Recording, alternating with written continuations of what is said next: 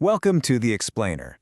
Sometimes the best way to get a point across isn't to say it directly. Today we're diving into this brilliant story it's part joke, part logical puzzle, and honestly, a complete masterclass in communication. And it all kicks off with a really awkward question for a doctor.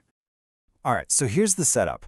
A guy walks into his doctor's office with a problem that it seems impossible. The facts, at least the way he sees them, they just don't line up. And right there, you've got a classic paradox, right? All the safeguards were apparently perfect, but the one thing they were trying to prevent, well, it happened anyway. So you have to wonder, how on earth is the doctor going to handle this? I mean, this is a delicate, potentially explosive situation.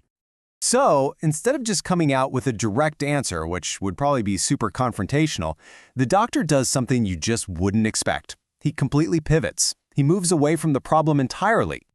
And this is where it gets really clever. He doesn't give any medical advice. Nope. He offers up a parable, a story that, on the surface, seems totally unrelated, but you just know it holds the key to the whole thing. Okay, let's get into the story itself and see how the doctor builds his case. And listen closely to the details here, because every single illogical part of this tale, it's there for a very specific reason. So the doctor starts his story. He says, look, there was this hunter, right? And this guy never went anywhere without his gun. But one day, total mistake, he grabs his umbrella instead. So he's walking through the forest and bam! A huge lion leaps out in front of him. The hunter, totally panicked, just throws up his umbrella, aims it like it's a rifle, and yells, bang! And the lion just drops dead. So this totally absurd ending leaves the patient, and let's be honest, us too, with a completely illogical situation. I mean, come on, an umbrella can't kill a lion. It's impossible. And that is exactly the point. The story is designed to make you ask, wait a minute, what am I missing here? And right here, this is the turning point. The doctor doesn't have to solve the puzzle. The patient does it for him. And he does it using just pure gut instinct logic. See, the patient just can't handle how absurd the story is. He immediately blurts out, "Nonsense! That's impossible! Someone else must have shot the lion." In that moment, he sees the only logical way the hunter's story could possibly be true.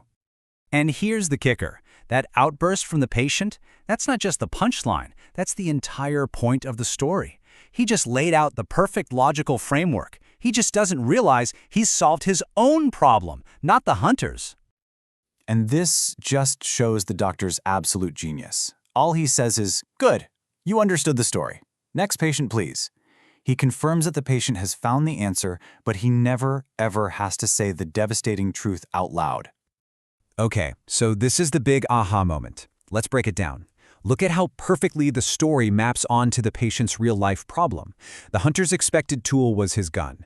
The patient's was the protection. The hunter's actual tool was a useless umbrella.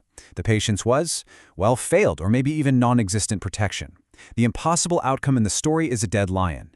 The impossible outcome in reality is the pregnancy. And the logical answer for both? You got it, someone else must have.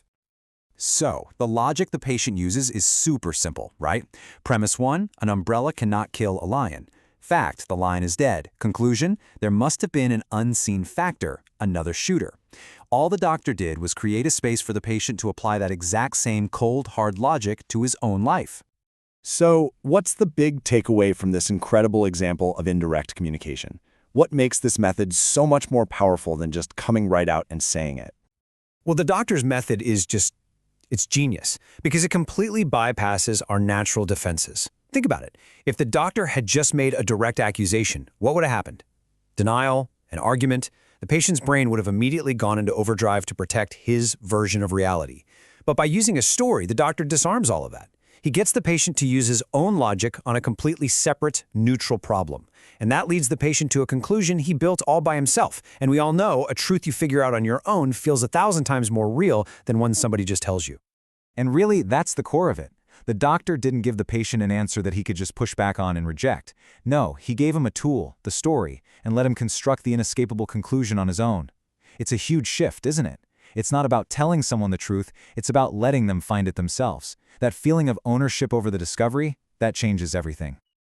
So that leaves us with one final thought, something for you to chew on. Think about your own life. When you're faced with having to deliver a difficult or sensitive piece of information, when is telling a story, giving someone a puzzle to solve themselves, way more powerful than just hitting them with a cold hard fact?